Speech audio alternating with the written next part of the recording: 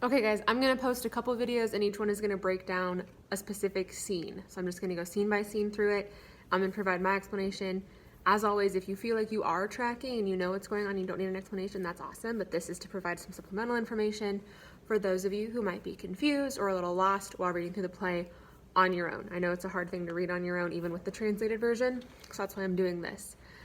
Basically, Act 3, Scene 2, we have the immediate repercussions of Mercutio and Tybalt's death. So we see the way that it affects the Capulet family, because remember, Tybalt was Lady Capulet's nephew. He was very highly respected in the Capulet family. They loved him very much, and his death kind of brings about a really strong desire in the Capulet family for Romeo to die, which obviously puts Juliet in a really difficult position because she's married to him and she loves him. But her family hates him even more now than they did before, and she has to wrestle with the fact that he's the one who killed her cousin, who she was close with. So a lot of hardships that Juliet's facing, and in this scene, we really see the way that she starts to process through all of this, and kind of see the way that her relationship with Romeo warps her perspective of things, the way that love has kind of taken over her brain in a negative way. So in this scene, the nurse shows up and she just talks about how he's dead, he's gone, I've seen him fall and I saw the wounds myself. And at first Juliet thinks that she's talking about Romeo, so she's devastated. Then the nurse brings up Tybalt's name, and so Juliet then is confused, thinking that both Tybalt and Romeo are dead, which leaves her even more devastated. Then through sort of some back and forth between their wailing and their crying, it becomes revealed that Romeo isn't dead, he's just been banished because of Tybalt's death, and Tybalt is the one who's dead, which crushes Juliet. She says multiple times that Romeo's banishment is worse than 10 Tybalts being dead. It's worse than if her entire family had died. It's news that basically leaves her wanting death herself. So she is devastated. She doesn't know if she can be with Romeo because he's banished. She doesn't think he'll be able to come be with her.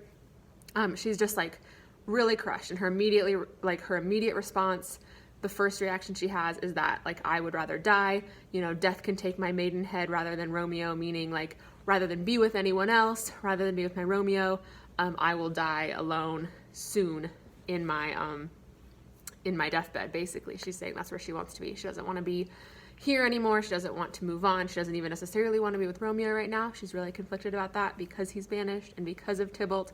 So we just see her start processing through a lot of the immediate emotions that she feels upon finding out this news. Then through some more conversation with the nurse, we find out that Juliet wants to still see Romeo. The nurse thinks that she can find him. We know that he's hiding out in Friar Lawrence's cell. Cell not meaning like a jail cell, cell just meaning a small holding place that the Friar Lawrence stays in at the church. So the nurse goes with a ring that Juliet gives him. It'd be like a wedding ring of sorts, or gives her. She gives it to the nurse. The nurse takes the ring and goes to find Romeo. And Juliet is still processing through exactly how she wants to handle this. So we don't really know where Juliet is at by the end of scene 2. We just know that she's devastated at the loss of her cousin and at the loss of her husband in terms of his banishment, and that they'll never be together in Verona. They'll have to leave if she wants to be with him, and that means losing the rest of her family. But she's expressed many times that she'd rather lose her family than be with Romeo. So she's just really back and forth. And here you see her truly the way a teenager would be responding to this stuff. She's emotional. She's going back and forth about it. She doesn't know how to process it. She's grieving a lot of information. And that's why it seems confusing. And that's why we don't really get a clear, straightforward look into Juliet's mind, because she doesn't even know what she's feeling right now. She's still processing through it herself. She's very upset. She's trying to figure this out too. So that's where we leave off. Nurse is off to find Romeo. Romeo is with Friar Lawrence. Juliet is devastated and trying to process all this information. So that's where we're at right now.